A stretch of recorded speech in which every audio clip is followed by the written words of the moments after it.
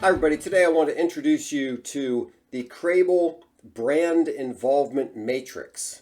I just made this up. Here's the problem. People that I respect fall on both sides of this question. Bob Hoffman, who's an interesting guy I've mentioned before, he writes some really funny books. He basically thinks that it's delusion for marketers to think that people want to be involved with their brand. And I tend in that direction too. But Kaye, Leslie Laredo, friends of mine, they take a little bit of a different perspective, which is that no, sometimes people do want to interact with a brand. So I was trying to think this through in my head.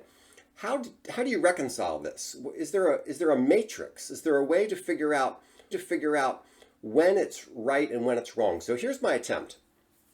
I'm going to show you a chart that has involvement with the brand, an example, what kind of interaction I want, what kind of interaction I want with fellow purchasers, what's appropriate and what's irritating. So I tried to make it just a simple graph of like involvement with the brand going one way and appropriate versus irritating going the other way. Maybe I'll get to that at some point, but here's my first try.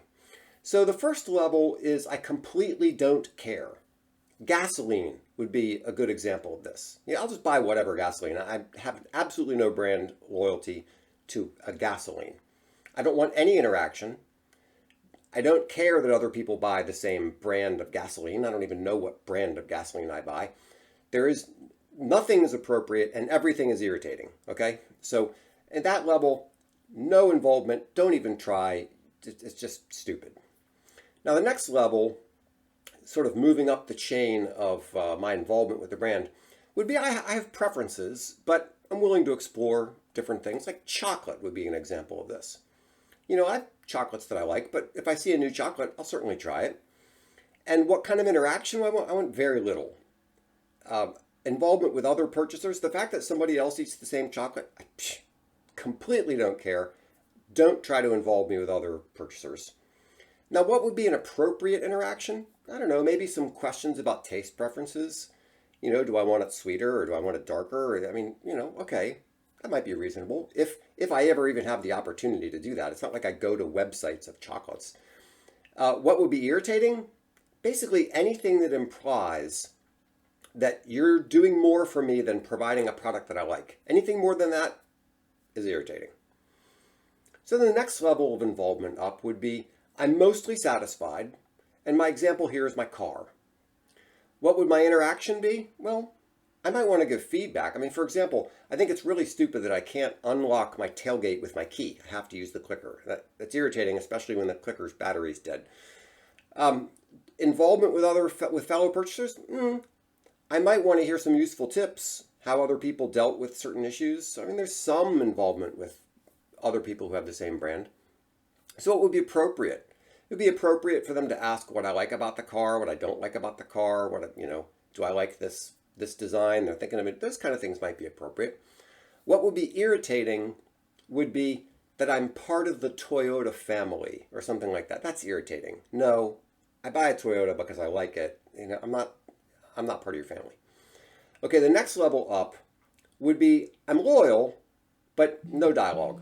Now it might be something like your brand of underwear. You know, I don't want to talk about it. I don't care that other people wear the same brand. Nothing is appropriate and everything is irritating. All right.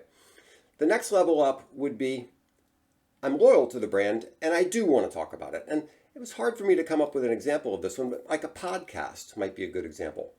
A content website, a magazine might be a good example. And that's where Lev does his work, by the way. So that's why he has that perspective on this question of involvement with the brand. If I'm loyal and I want to talk, if I'm talking about a podcast, I might want to submit comments and suggestions. It would be cool to hear things back. That'd be nice. Involvement with fellow purchasers, you know, other people who listen to the podcast. I might be curious what they think, and I'd like to hear their insights on the topics that are discussed. Things that would be appropriate would be questions and quizzes. Once again, those are the kinds of things that Lev does. So that seems appropriate for a podcast or for a magazine. What would be irritating would be like assuming that I'm your buddy or I'm on your side or I always agree with you or something like that. Just because I listen to your podcast doesn't mean I'm in your church. And then the last involvement with a brand, which I completely can't relate to, but some people can, and that would be obsessed. And that would be like Swifties, people who are really into Taylor Swift.